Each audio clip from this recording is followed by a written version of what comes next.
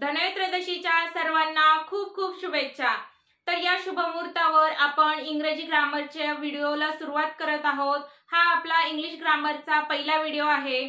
तुम्ही जर या चॅनलवरती नवीन असाल तर आत्ताच आपला चॅनल सबस्क्राइब करा, कारण की आपण या चॅनलवरती मुलांना इंग्लिश कसं वाचायचं इथपासून ते मुलं इंग्लिश बोलेपर्यंतचे व्हिडिओ आपण या चॅनलवरती घेऊन येत आहोत। तेच नाही तर आपण अगदी सोप्या भाषेत लहानापासून ते थोरापर्यंत कोणीही हा व्हिडिओ पाहून शिकू शकेल अशा भाषेत आपले व्हिडिओ असतात का नाही हे तुम्ही मला कमेंट बॉक्स मध्ये सांगा। तर पहा, सर्वात कन्फ्यूज करणारा हा ग्रामरचा टॉपिक आहे डेमॉन्स्ट्रेटिव्ह प्रोनाउन। ओके, म्हणजे काय तर समजून घ्या अगोदर।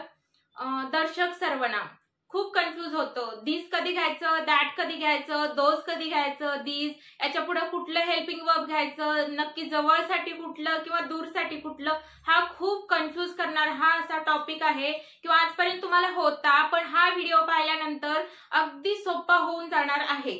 ओके, तर पाहूया सुरुवातीला दिस। दिस म्हणजे काय तर हा, ही, हे। मराठीमध्ये काय, जेव्हा आपल्याला दाखवायचं असतं की जवळचं एकवचनी दाखवायचं असतं तेव्हा आपण दिसचा यूज करतो। दिस म्हणजे काय तर हा, ही, हे जवळचे एकवचनी आपल्या जवळ। हा, दिस इज पेन। ओके, आपल्या जवळ आहे आणि एकच आहे, आपल्या जवळ आहे, माझ्या जवळ आहे, म्हणून this is a pen. Okay, then पहा, हेच आपल्याला जर दूरवरचं दाखवायचं असेल तर आपण दॅटचा यूज करतो, किंवा जवळच पण अनेक असतं तेव्हा कुठलं यूज करायचं, किंवा दूरचं अनेक असतं तेव्हा कुठलं यूज करायचं, आज सगळं क्लिअर होईल। Okay, this is a ball. हा चेंडू आहे, माझ्या जवळ आहे आणि एकच आहे, म्हणून हा चेंडू, दिस इज अ बॉल। देन पहा, दिस इज अ कार। माझ्या जवळ आहे आणि एकच आहे, म्हणून this is a car.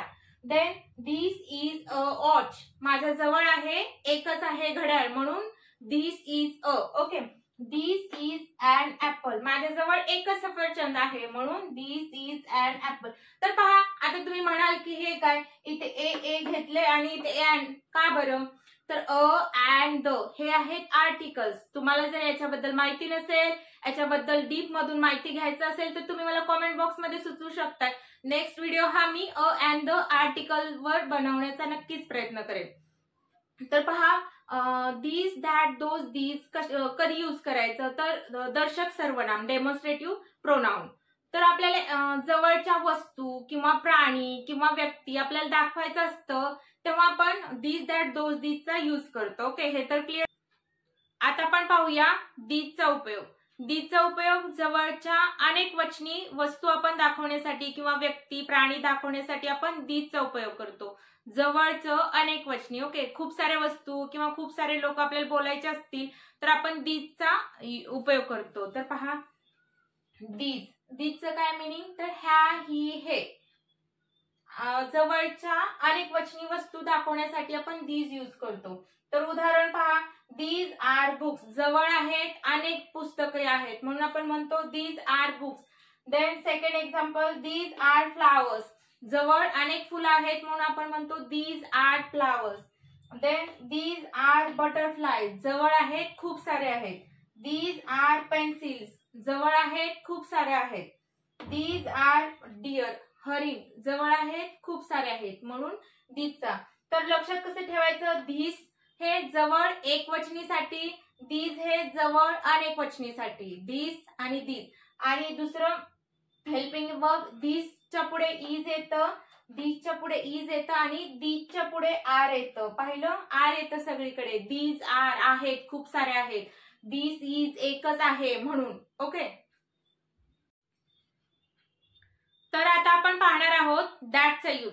That म्हटलं की काय, तर त्याचं मिनिंग काय, तो, ती, ते। आपल्याला दूरचं एकवचनी दाखवायचं असेल तर आपण दॅटचा उपयोग करतो।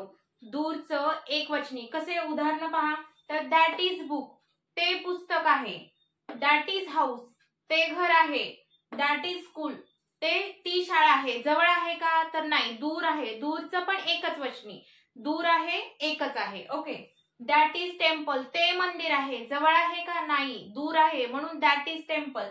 देन दॅट इज डॉग, तो कुत्रा आहे। जवळ आहे का, नाही, दूर आहे, म्हणून दॅट इज डॉग। तर लक्षात कसं ठेवायचं, दिस म्हटले की जवळ एक वचनी। ओके, दॅट म्हटले की दूर पण एकच वचनी पण दूर। ओके, हेल्पिंग वर्ब काय येणार तर इज इज इज, सगळीकडे इज, धिसला इज आणि दॅटला पण इज. ओके, आता आपण पाहणार आहोत दोज. दोज म्हटले की काय की त्या ती ते. दोजचा मीनिंग काय त्या ती ते.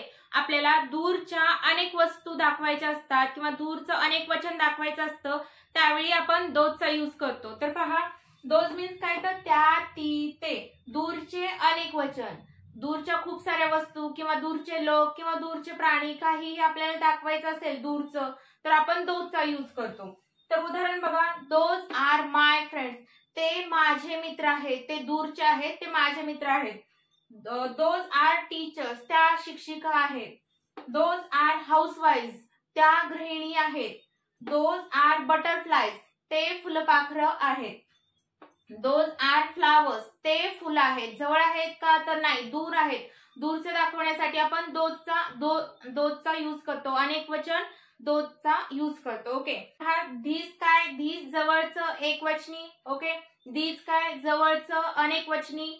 दॅट काय दूरचं एकवचनी. दोज काय तर दूरचं अनेक वचनी. ओके, तर धीस आणि दीज, ओके, जवळचं जवळचं. दॅट आणि दोज दूरचं दूरचं. ओके, तर आता धीस मध्ये इज हे हेल्पिंग वर्ब येणार आणि दॅट मध्ये पण इज हे हेल्पिंग वर्ब येणार.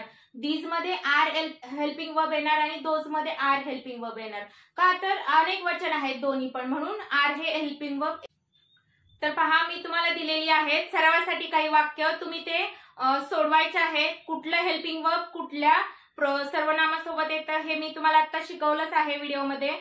तर तुम्ही ते बरोबर सोडवायचं आहे आणि कॉमेंट्स थ्रू मला कळवायचं आहे, मी ते चेक करणार आहे. तुम्हाला हा व्हिडिओ कसा वाटला हे तुम्ही मला कॉमेंट्स थ्रू कळवा. नेक्स्ट व्हिडिओ कुठल्या टॉपिक वरती पाहिजे तेही सांगा. Thanks for watching. See you in the next video.